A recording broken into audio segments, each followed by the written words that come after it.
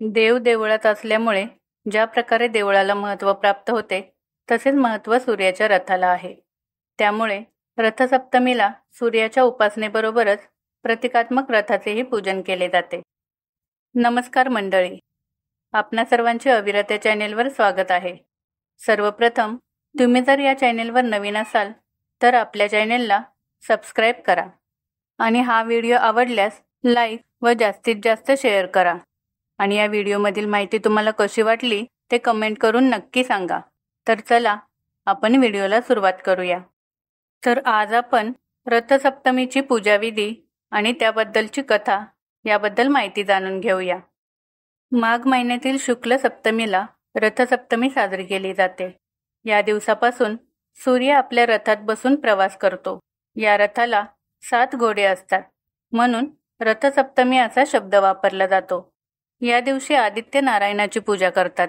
सूर्य ग्रहांचा राजा असून त्याचे स्थान नवग्रहांमध्ये आहे. सूर्य स्वयंप्रकाशी असून अन्य ग्रह त्याचा प्रकाश घेतात. अशा या सूर्याला देव मानून त्याच्या प्रति कृतज्ञता व्यक्त करण्याचा दिवस म्हणजेच रथसप्तमी होय. सूर्याचा उत्तरायण प्रवास आणि त्याच्या रथाचे 7 घोडे यांचा संदर्भ या रथसप्तमीला आहे. सूर्याच्या रथात सूर्यलोक, नक्षत्रलोक, ग्रहलोक, भुवलोक, नागलोक, स्वर्गलोक आणि स्वर्गलोकाजवळील शिवलोक या 7 लोकांमध्ये भ्रमण करण्याचे सामर्थ्य आहे. रथसप्तमी हा सण सूर्य उत्तरायणात मार्गक्रमण करत असल्याचे सूचक असून उत्तरायण म्हणजे उत्तर दिशेकडून मार्गक्रमण करणे. हा सण हळूहळू वाढणाऱ्या तापमानाचा दर्शक असतो. सूर्यदेवता सतत या रथात विराजमान असते. देव देवळात असल्यामुळे ज्या प्रकारे देवळाला महत्त्व प्राप्त होते तसेच महत्त्व सूर्याच्या रथाला आहे. त्यामुळेच रथसप्तमीला सूर्याच्या उपासनेबरोबरच प्रतिकात्मक रथाचेही पूजन केले जाते. रथसप्तमी दिवशी कशा प्रकारे पूजाविधी केली जाते याबद्दल जाणून घेऊया.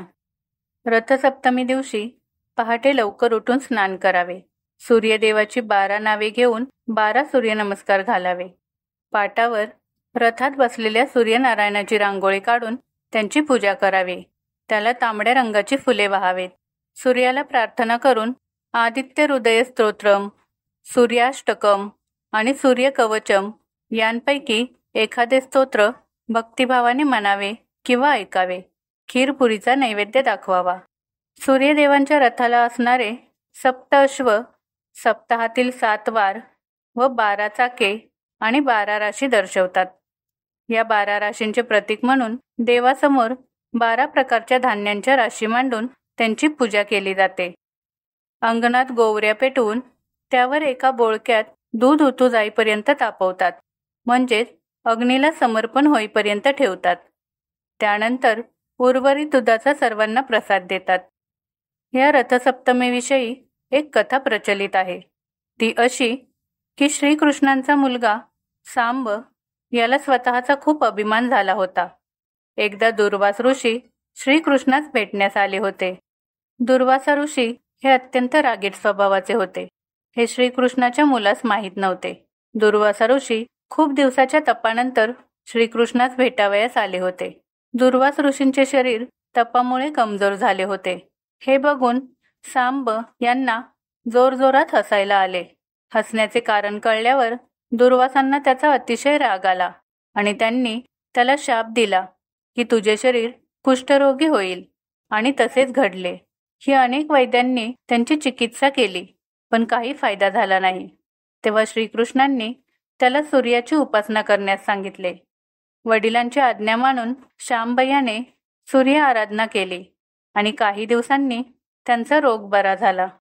या दिवशी सूर्यनारायणाची उपासना केल्याने आयुष्यात सकारात्मकता, आरोग्य आणि संपन्नता येते अशी श्रद्धा आहे. तर मंडळी, आजच्या व्हिडिओमध्ये आपण रथसप्तमीबद्दलचे महत्त्व, धार्मिक आणि आध्यात्मिक बाजू जाणून घेतल्या. तर हा व्हिडिओ तुम्हाला आवडला असेल तर लाईक करा आणि तुमचे मत कमेंटमध्ये नक्की कळवा. व अशाच आणखी माहितीपूर्ण विषयांसाठी चॅनेलला सबस्क्राईब करायला विसरू नका. पुढच्या व्हिडिओमध्ये पुन्हा भेटूया. तोपर्यंत धन्यवाद.